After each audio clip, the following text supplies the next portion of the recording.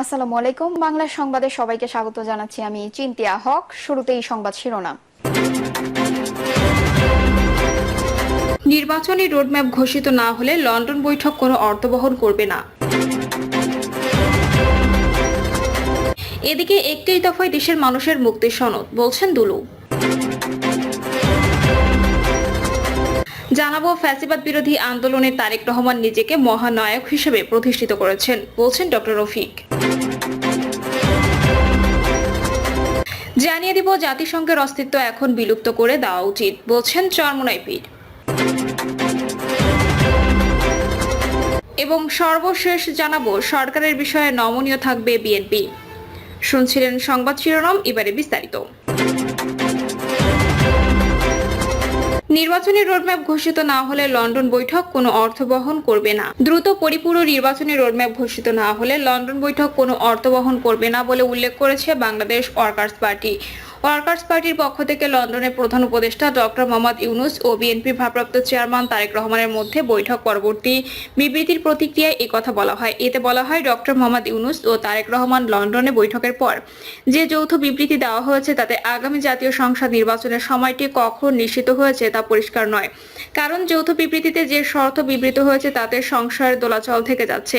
বিবৃতিতে বলা হয়, নির্বাচনের দাবি তুলে এদেশের সব গণতান্ত্রিক রাজনৈতিক দলগুলো প্রধান উপদেষ্টার সঙ্গে আগে অনুষ্ঠিত বৈঠকগুলো থেকে যে দাবি উঠে এসেছিল তা ডিসেম্বর 2025-এর মধ্যে সম্পন্ন করার।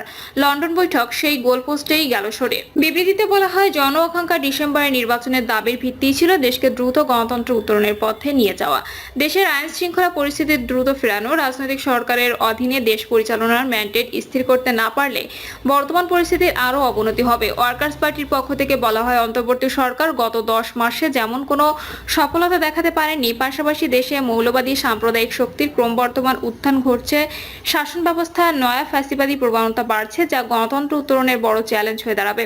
সুষ্ঠু নির্বাচনী পথও রচনা করতে পারবে না। বাংলাদেশের ওয়ার্কার্স পার্টি সহ জনগণ এখনো মনে করে 2025 সালের ডিসেম্বরের মধ্যে দ্রুত নির্বাচনের সময় সামনে রেখে রোডম্যাপ ঘোষণা করে সব নিবন্ধিত রাজনৈতিক দলগুলোকে নির্বাচনী মাঠে নামিয়ে নির্বাচনী অভিযাত্রা শুরু করা ও নির্বাচনী প্রতিশ্রুতির প্রতি জনআস্থা গড়ে তোলা। 31 দফায় দেশের মানুষের মুক্তির সনদ, বলছেন দুলু। বিএনপির কেন্দ্রীয় নেতা ও সাবেক মন্ত্রী অ্যাডভোকেট এম রুহুল কুদ্দুস তালুকদার দুলু বলেছেন, বিএনপির ভারপ্রাপ্ত চেয়ারম্যান তারেক রহমানের 31 দফায় এদেশের মানুষের মুক্তির সনদ। এর মধ্যে দেশের কৃষক, শ্রমিক, আইনজীবী, বিচার ব্যবস্থা, কৃষি, সংস্কৃতি সহ সব সমস্যার সমাধান রয়েছে। তিনি আরো বলেন, বিএনপি ক্ষমতায় গেলে এই 31 দফার মাধ্যমে দেশ পরিচালনা করা হবে। বিভিন্ন দলের কাছ থেকে অন্তর্বর্তী সরকার সংস্কারের প্রস্তাব নিচ্ছে। তারেক রহমানের দেওয়া 31 দফা নিলেই তো সংস্কার হয়ে যায়। আওয়ামী সরকার বিগত 16 বছরের রাষ্ট্র কাঠামোকে ধ্বংস করেছে। এই বিধ্বস্ত বাংলাদেশকে মেরামত করে একটি সুন্দর আগামীর বাংলাদেশ গড়ার লক্ষ্যে আমাদের নেতা তারেক রহমান 31 দফা ঘোষণা করেছেন। এর মধ্যে রাষ্ট্র সংস্কারের মূল বিষয়গুলো উপস্থাপিত হয়েছে। দুলু বলেন, দেশের জনগণ 4টি সংসদ নির্বাচনে ভোট দিতে পারেনি। বিনা ভোটে আওয়ামী লীগ অযোগ্য লোককে এমপি নির্বাচিত করেছে। 5ই আগস্টের আগে আমি মিছিল করার লোক খুঁজে পাইনি। এখন আমি নিজেই যেন মিছিলে জায়গা পাই না। এত হাইব্রিড এসে ভিড় করেছে দলে, কিন্তু আওয়ামী লীগের পতনের আগে মঞ্চে বসার লোক পাইনি। এই বনপাড়ার মাটিতে উপজেলা চেয়ারম্যান বিএনপির নেতা সানাউল্লাহ নূর বাবুকে প্রকাশ্যে দিবালোকে হত্যা করা হয়েছে। আমি এই হত্যাকাণ্ডের বিচার নিশ্চিতের চেষ্টা করেছি। ফ্যাসিবাদ বিরোধী আন্দোলনে তারেক রহমান নিজেকে মহানায়ক হিসেবে প্রতিষ্ঠিত করেছেন, বলছেন ডক্টর রফিক। বিএনপির স্বাস্থ্য বিষয়ক সম্পাদক ডক্টর রফিকুল ইসলাম বলেছেন, বেগম খালেদা জিয়ার অসুস্থতার সময় বিএনপির ভারপ্রাপ্ত চেয়ারম্যান তারেক রহমান দলের হাল ধরেন এবং দেশ ও জাতির কঠিন সময়ে সংগঠনকে সুসংগঠিত করে একটি ফ্যাসিবাদ বিরোধী আন্দোলনের মহানায়ক হিসেবে নিজেকে প্রতিষ্ঠিত করেছেন। বেগম খালেদা জিয়ার অবদান স্মরণ করে তিনি বলেন, স্বৈরাচার বিরোধী আন্দোলনের অবিসংবাদিত নেতা দেশনেত্রী খালেদা জিয়া গণতন্ত্রের জন্য জীবন উৎসর্গ করেছেন। 1/11 পরবর্তী সময়েও আপসীর নেতৃত্বে তিনি বিএনপিকে পরিচালিত করেছেন। উদ্বোধনী বক্তব্যে ডক্টর রফিকুল ইসলাম বলেন, অর্থনীতি, আইনের শাসন, গণতন্ত্র পুনঃপ্রতিষ্ঠা, পররাষ্ট্রনীতি, স্বাস্থ্যসেবা সব ক্ষেত্রে শহীদ রাষ্ট্রপতি জিয়াউর রহমান এক ম্যাজিকের নাম। স্বাস্থ্য খাতে শহীদ প্রেসিডেন্ট জিয়াউর রহমানের প্রসঙ্গে তিনি বলেন, সংক্রামক ব্যাধি প্রতিরোধে 1979 সালে তার হাত ধরে ইপিআই কার্যক্রমের মাধ্যমে টিকাদান কর্মসূচি শুরু হয়। তার নেতৃত্বে প্রতিষ্ঠিত হয় আইসিটিডিআরবির মতো আন্তর্জাতিক মানের গবেষণা প্রতিষ্ঠান, যেখান থেকে আবিষ্কৃত হয় জীবন রক্ষাকারী ওষুধ স্যালাইন। তিনি আরো বলেন, NIPSOM, Shaheed Suhrawardy medical college, NITOR cancer institute, চক্ষু বিজ্ঞান ইনস্টিটিউট, হৃদরোগ ইনস্টিটিউট সহ দেশের আধুনিক চিকিৎসা ব্যবস্থার ভিত্তিপ্রস্তর স্থাপন করেন জিয়াউর রহমান। হৃদরোগ ইনস্টিটিউটের মাধ্যমে বিদেশি বিশেষজ্ঞ এনে দেশের চিকিৎসকদের উন্নত প্রশিক্ষণ প্রদান করা হয়, যার সুফল এখনো দেশের মানুষ পাচ্ছে। স্বাস্থ্যসেবার ভবিষ্যৎ পরিকল্পনা তুলে ধরে তিনি বলেন, বিএনপি ক্ষমতায় গেলে ব্রিটিশ এনএইচএস মডেলের আদলে দেশের স্বাস্থ্য ব্যবস্থাকে আধুনিকায়ন করা হবে এবং স্বাস্থ্যসেবাকে বিকেন্দ্রীকরণ করে জনগণের দোরগোড়ায় পৌঁছে দেওয়া হবে। তিনি আসন্ন জাতীয় নির্বাচনকে সামনে রেখে দলীয় নেতাকর্মীদের ঐক্যবদ্ধভাবে প্রস্তুতি নেওয়ার আহ্বান জানান। জাতিসংঘের অস্তিত্ব এখন বিলুপ্ত করে দেওয়া উচিত বলছেন চরমোনাই পীর। জাতিসংঘের অস্তিত্ব এখন বিলুপ্ত করে দেওয়া উচিত বলে মন্তব্য করেছেন ইসলামী আন্দোলন বাংলাদেশের আমির মুফতি সৈয়দ মোহাম্মদ রেজাউল করিম চরমোনাই পীর। চরমোনাই পীর বলেন, 1948 ইসরায়েলের জন্ম থেকে মানবতার সঙ্গে তারা একের পর এক অপরাধ করে যাচ্ছে। সর্বশেষ বিগত 1.5 বছর ধরে পৃথিবীর শত কোটি মানুষকে সাক্ষী রেখে ফিলিস্তিনিদের ওপর বর্বর গণহত্যা পরিচালনা করে যাচ্ছে। অবাক করার মতো বিষয় হলো, মার্কিন যুক্তরাষ্ট্র সহ পশ্চিমা রাষ্ট্রগুলো এই গণহত্যা সমর্থন ও সহযোগিতা দিয়ে যাচ্ছেন এবং আরব রাষ্ট্রগুলোর নিঃস্ব থেকে সমর্থন দিয়ে যাচ্ছে। কোনো কোনো ক্ষেত্রে তারা সহায়তা করছে। নির্মম গণহত্যার এই দৃষ্টান্ত ইতিহাসে বিরল। ইসরায়েলকে প্রতিহত করার এই ব্যর্থতা গোটা বিশ্ববাসী কলঙ্কিত করেছে। চরমোনাই পীর বলেন, হিংস্র ইসরায়েল ফিলিস্তিনের পাশাপাশি এখন সমগ্র মধ্যপ্রাচ্যের এক মহাযুদ্ধ শুরু করেছে। একটি স্বাধীন ও সার্বভৌম রাষ্ট্র ইরানের উপর তারা যে অসভ্য ও নিষ্ঠুর হামলা চালিয়েছে, আমরা তার তীব্র নিন্দা ও প্রতিবাদ জানাচ্ছি।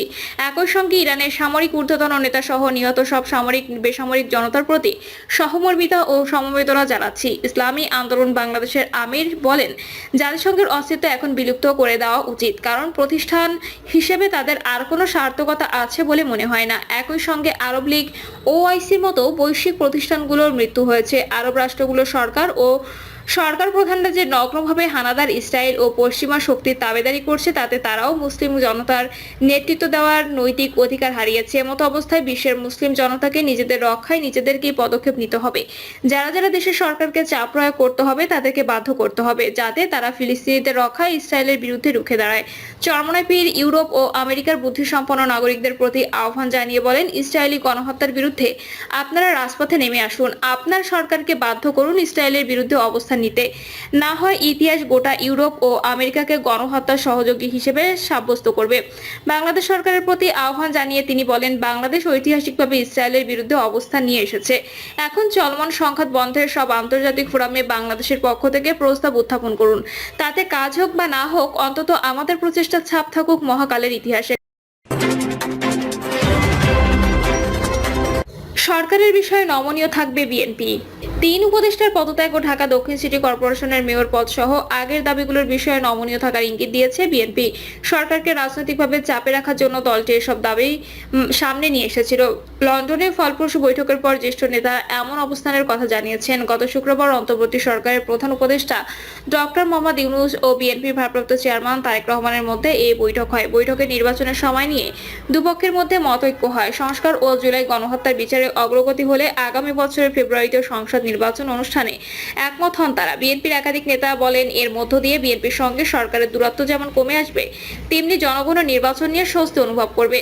অন্তর্বর্তী সরকারও স্বাচ্ছন্দ্যে গুরুত্বপূর্ণ কাজগুলো শেষ করতে পারবে। আর করিডোর সহ একাধিক বিষয়ে বিতর্ক তৈরি হওয়ায় খলিলুর রহমানের পদত্যাগ চেয়েছিল বিএনপি। লন্ডন বৈঠকের প্রথম পর্বে ডক্টর ইউনূসের সঙ্গে খলিলুর রহমান উপস্থিত ছিলেন। হোটেল ডরচেস্টারে তারেক রহমানকে স্বাগত জানান এবং বৈঠক শেষে সংবাদ ব্রিফিং করেন এই নিরাপত্তা উপদেষ্টা।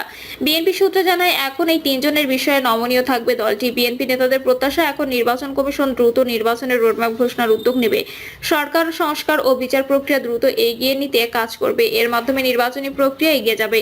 দেশ নির্বাচনমুখী হবে। আদালতের রায়ের পর ঢাকা দক্ষিণের উপর মেয়র পদের শপথ অনুষ্ঠানের দাবি করে নগর ভবন ঘেরাও করে ইশরাক হোসেনের সমর্থকরা। তারা নগর ভবনে তালা ঝুলিয়ে দেয়। প্রিয় দর্শক, এই ছিল এখনকার সর্বশেষ সংবাদ। আপডেট সব সংবাদ পেতে চ্যানেলটি সাবস্ক্রাইব করে বেল আইকনটি ক্লিক করে রাখুন।